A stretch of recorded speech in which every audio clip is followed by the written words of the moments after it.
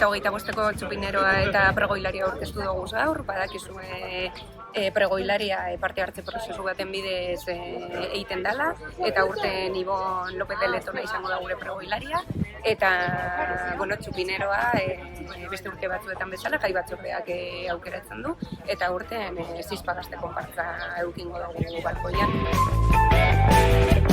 Oso pozik, azkenan gaudako estari izatea oso harron hau, eta orduen responsabilidade edo, elekzin hau niretzat oso pozik egoteko gauza bat da. Horrez gain, bota nahi dudan mesue, nio ez dut guztiz pentsatu, baina mesu feminista eta herria batera, herri hobe bat egiteko ilusio edo grina hori godala eta hori transmititu gure.